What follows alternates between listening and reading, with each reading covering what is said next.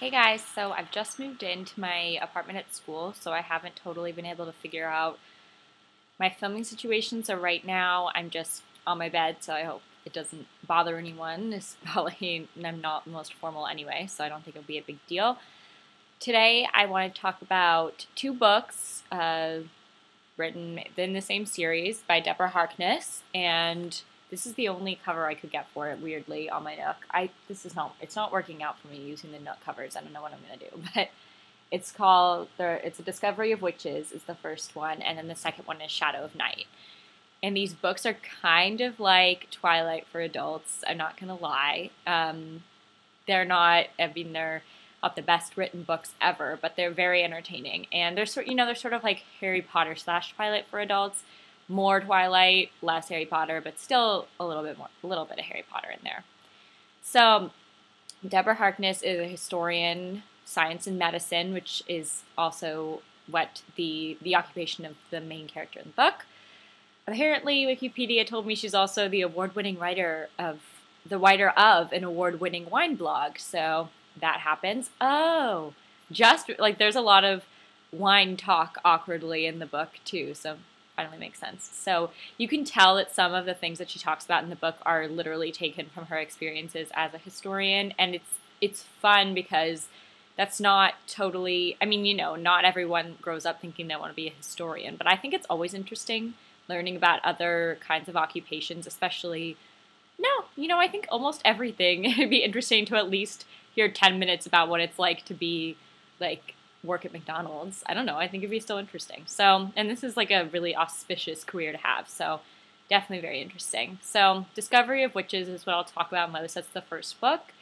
Main character is Diana Bishop. Like I said, she's a historian, mainly focusing on science and alchemy.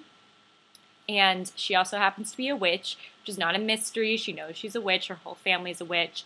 Her parents were witches, but they died when she was young, and she was raised by her aunt and her aunt's partner, her girlfriend. And so she knows that she's a witch, but she doesn't really want to be one, and she doesn't use her magic that much, and she kind of shies away from anything magical. So when she's reading, she's working on things, and she's calling up manuscripts at a reading room, so like reading rare books in a reading room. And she calls up a bunch of books every day. She goes to the library every day, spends hours there, reads the books. It's I think it's really interesting to learn about. And she pulls up this book that when she opens it, she can tell it's enchanted. And she's like, oh, and she opens it for a second because she didn't order it because it was enchanted. She thinks it's related to her alchemy research. And she opens it just because she's a little curious, and it's super obvious that it's very magical and very special. And she's like, oh, no, I don't do this. I don't do this. So she sends it back. But it turns out that this book is really important and very enchanted because no one wanted anyone to find it, but she called it. And so that energy that's produced because of her finding the book calls in a bunch of other creatures, which is what they call the witches, the vampires, and I believe it's the daemons because it's Daemons. And at other points in the book, they write it Demons. So daemons are the creatures, and demons are just right, I don't know. I don't know what demons are, but daemons are, oh gosh. So vampires are made, normal. They're like normal vampires. Witches are born usually from other witches. And then daemons you're born a daemon, but you don't have to be born from daemon parents. And their abilities manifest themselves a little bit after birth. After birth, that sounds disgusting, but not when they're born. They sort of realize they become daemons when they get older. And so one of the creatures that's drawn to the area because of the energy is Matthew Claremont, who's a 1,500-year-old vampire. And yes, he's the Edward Cullen of this series, and I think you understand everything that comes with that. There's kind of an awkward amount of parallels to Twilight. Obviously, the main character, she's much more interesting, in my opinion. She has more opinions, and she's a stronger character. But there's a lot of mention of talk about how Matthew's really old-fashioned, and I mean, he's super old-fashioned because he's 1,500 years old. And he has this huge family that's a super powerful vampire family. and she ends up trusting him to kind of help her keep her safe because everyone wants to figure out how she called up the manuscript, but she doesn't want to have anything to do with it.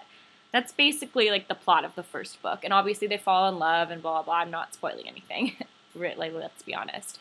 But it's really interesting to hear a lot about the historical stuff, and that's even more explored in the second book, which I don't really, I mean, I can tell you there's time travel involved because she's a witch, so she can travel through time, and obviously they go to the past and where Matthew was before.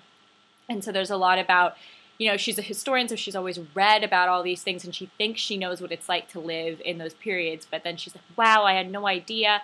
And it's just really interesting. I mean, it's probably also not real because obviously she's talking about as a historian in the real world, she never knew what this world was like, and then she's just kind of making it up, like based on historical facts. But it's an interesting perspective of the past, and it's obvious when she first arrives there how different she is, and not just her speaking differently. And she's, she's a meek woman like most women are, and she doesn't know how to dress and things like that. But, I mean, that's entertaining. And it's going to be a movie, apparently. Well, it's been optioned, and there's, like, a couple of people attached to it, so not definitely going to be a movie. Maybe in, like, 3 or 4 years it'll be a movie, so don't hold your breath. But the books are super entertaining. I probably got through them both. I think I got through the first one in, like, a week. And probably the second one too, but I think they're around 500 pages. But they're entertaining and fun reads, and I think that anyone who enjoys the Harry Potter type thing, maybe is a little bit older now because they read them Harry Potter growing up, would definitely enjoy this book and these 2 books. And I think you guys should all check them out. So thanks for watching. Comment below if you liked the book, if you didn't like the book, if you liked my review, if you didn't like my review. And yeah, I'd love to hear from you. Bye, guys.